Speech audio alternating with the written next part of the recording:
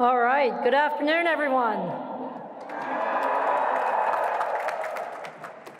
President Kornbluth, Chairman Gorenberg, trustees, faculty, family, friends, and most importantly, the MIT class of 2026, congratulations.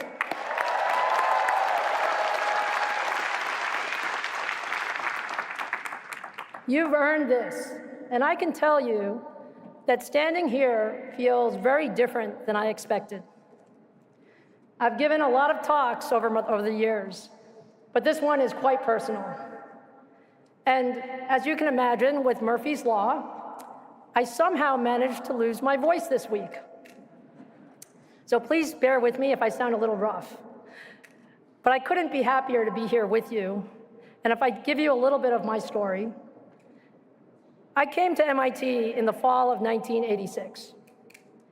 My parents dropped me off at Next House. I was 17 years old, born in Taiwan, raised in Queens, and I was pretty sure I was good at math. Then, of course, I walked into 6001 and 6002. And within about 2 weeks, I realized that there were a lot of people at MIT who were very, very good at math. And I remember staring at those first problem sets thinking, my goodness, these are super hard. And I'd never really pulled an all-nighter until freshman year. It was a new experience, but it was a lot of fun doing it together with your classmates. Now, MIT has this incredible way of pushing you further than you thought you could go. You wrestled with the problem, you blew up a circuit or two. Yes, some of you may have. And then somehow the thing worked. And suddenly you realized that you could build something real. And that's when I started feeling like an engineer. One of the best parts of MIT is actually Europe. The opportunity as an undergraduate to work on real research. And that actually truly changed my life. My first Europe was in Professor Hank Smith's lab in Building 39, which Anantha tells me we are decommissioning and moving, making X-ray lithography mask blanks for a grad student. To be absolutely clear, at the time, I had no idea what that actually meant. But I got to put on my first bunny suit and walk into a clean room and start building devices on little 2-inch wafers, which at the time was pretty state-of-the-art.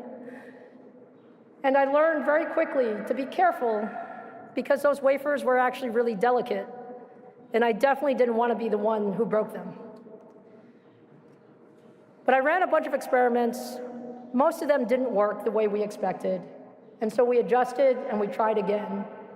And it was the coolest thing ever. For the first time, I wasn't just learning about technology in a classroom. I was part of a team trying to discover something new.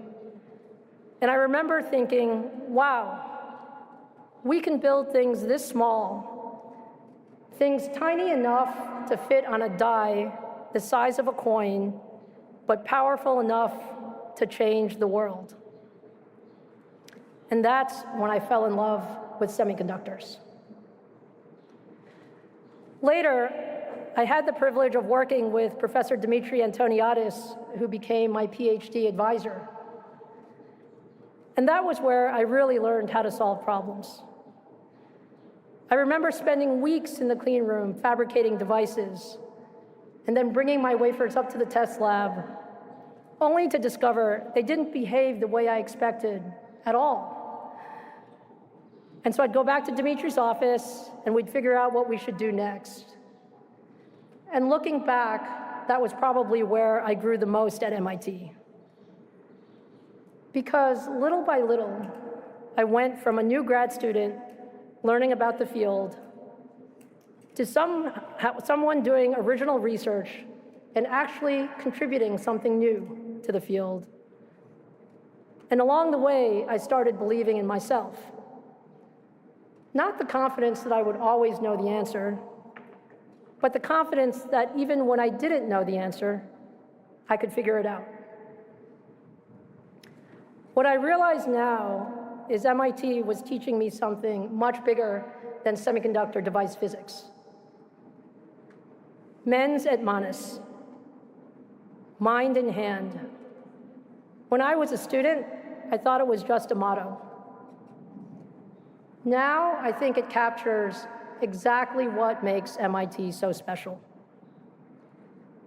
MIT teaches you to think deeply, but it also teaches you to build, to test ideas, to keep going when the first experiment or even the fifth experiment doesn't work. And over time, you start believing that you can solve problems that once felt impossible. I carried that feeling with me long after I left campus.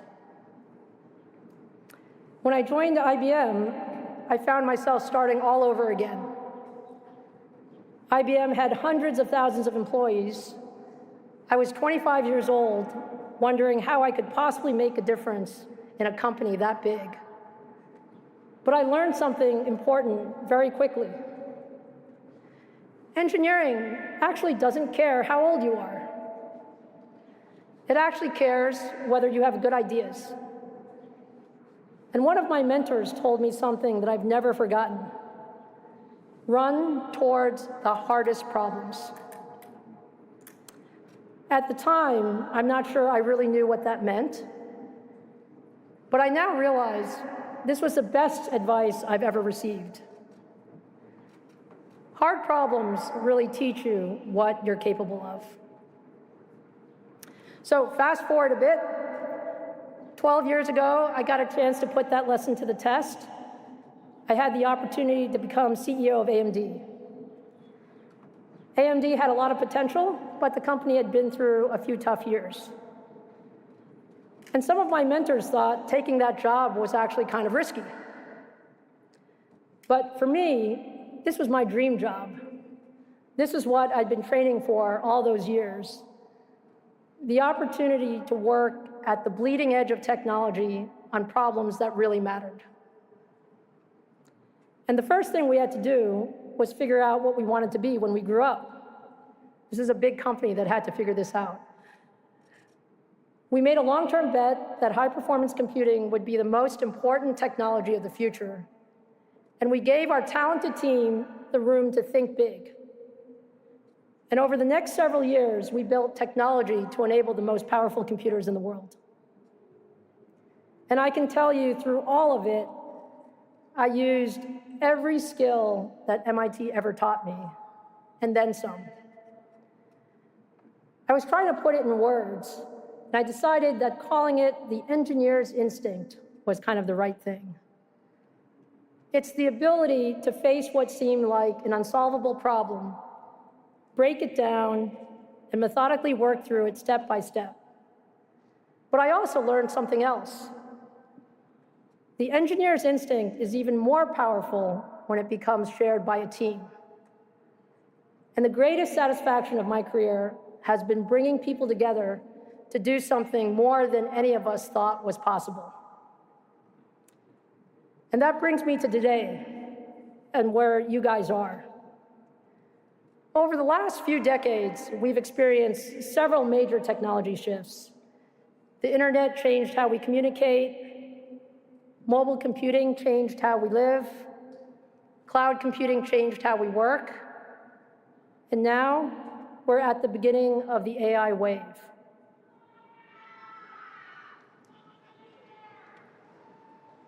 And to me, AI is really different from all of those other waves. The way I think about it is, it's not just a tool that can help us do things faster, because we have lots of tools. It's actually deeper than that. It has the potential to accelerate discovery in every field and help us solve problems that we've never been able to solve before. And to make it personal, the area that excites me the most is actually what we can do in medicine and healthcare. I think we've all experienced firsthand what it feels like when someone you love is sick. And even with incredible doctors and the best care, you realize how hard it is for any one person or any one team to bring together all of the knowledge that has been gathered to help in that critical time of need. AI can help us change that. It can help doctors and researchers bring the world's best expertise to each patient and each loved one and deliver the care that we want for the best chance of a successful outcome. And this, I think, is the promise of AI at its best. Now, the way to think about it is, it makes each of us more capable. Whether you're talking about medicine, science, energy, climate, I think you can say we may discover more in the next 10 years than we have in the last 30. But let me be clear about something. Technology itself does not decide what the future looks like. The best people do. For everything that AI can do, AI can't decide which problems are worth solving. It can't make the hard judgments when the data is not there. It can't take responsibility for the outcomes. These are actually our responsibilities, and they matter now more than ever. This is why I feel this is such an extraordinary moment to graduate from MIT. Because the world does not just need people who know how to use powerful tools. It needs people who know what to use them for. People with a sense of purpose, judgment, courage. People who look at a hard problem and say, I know this is really, really important, and we can figure this out. And that is exactly who you have become here at MIT. So here's what I want to leave you with.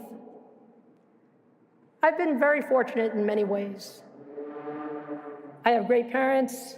I received an extraordinary education. I've had the chance to work with great people.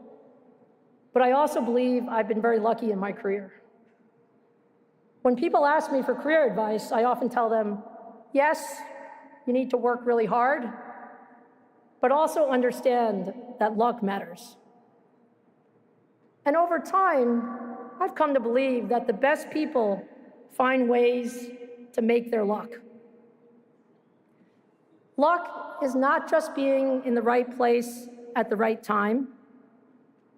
It is taking the risk to work on something really hard. It's challenging yourself. It's choosing problems where you may not know the answer. It's surrounding yourself with people who make you better. And yes, it's believing that you, the class of 2026, can change the world. So be incredibly ambitious about what problems you choose to solve. Run toward the hardest ones. And trust what MIT has taught you, that engineer's instinct. That's how you make your own luck. I want to take a moment to acknowledge all the families and loved ones who are here in the audience today. None of these graduates got here without you. Thank you for believing them, supporting them, and helping them reach this moment. This achievement belongs to you too.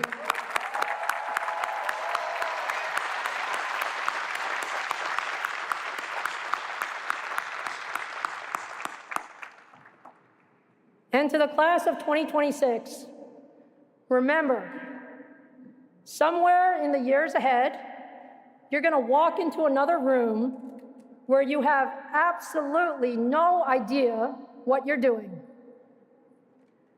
You've done this before. Go figure it out. And as one MITer to another, I am incredibly honored to be here with you today. Congratulations, class of 2026.